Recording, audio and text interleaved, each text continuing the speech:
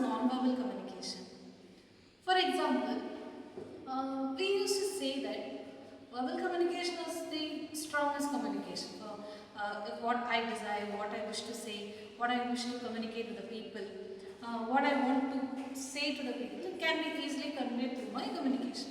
So what is non-verbal communication? The difference of non-verbal communication is actually very impactful as verbal communication.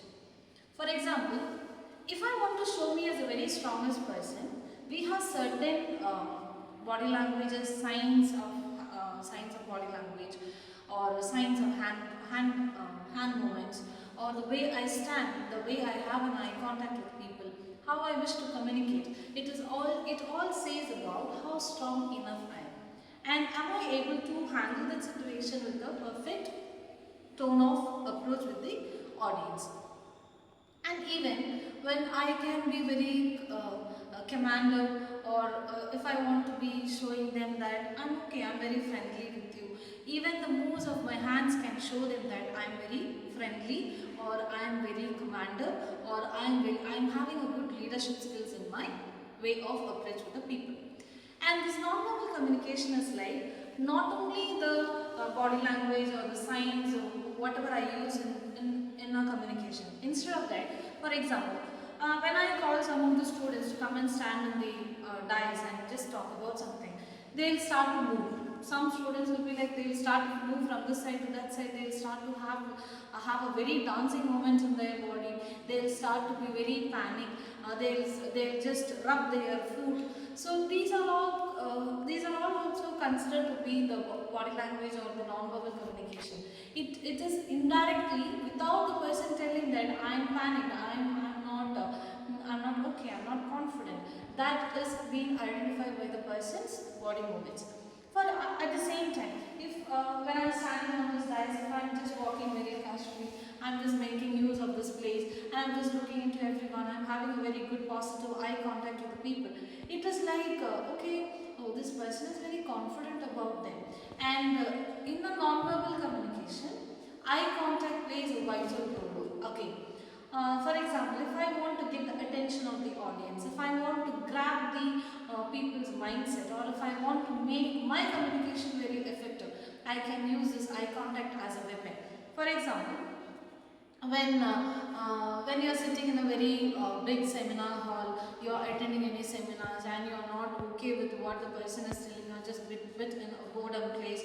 So at that time, if the speaker from here is trying to have a very good eye contact with you, obviously you have no other choice, you have to listen to them. So that's how a non-verbal communication of an eye contact also plays a very vital role in the soft skills of non-verbal communications. And again, when it comes to the, for example, we all have the habitation of giving hands to someone, but it is not practiced in a very proper way. For example, if I'm saying someone and I want to greet them, we'll be like, we have sometimes we have this gender hesitations. How I'm going to give hands to a person. If I'm a woman, I'll be hesitant to give hands to a man. Or when it comes to any professional way of giving hands to a person, it is different. So even a handshake can define how confident you are, how attentive, or how you are going to have a strong ethical communication with that people. So here, even for example, just sitting in a chair. For example, when you sit somewhere, when you are listening to a class, you are not supposed to. You should sit straight. Teachers used to say, no, sit straight in the class. Why don't you sit properly? Sit properly, sit straight. These are also a non-verbal communication. The teacher might feel that when you people are sitting very lethargically, the teacher thinks, oh, these people are not listening to my class, or these people will not listen to my lecture. So that's how this non-verbal communications work sometimes, and it is a give and take policy again. It is like giving confidence to the viewer, or to the receiver, or to the sender of any sort of communication. And here, this non-verbal communication should be practiced very formally by each and every person, because even one silly or one simple verse side of body language or worst side of non-verbal communication can give a very negative impact about you. When you sit, you have to be very generous how you are going to handle this.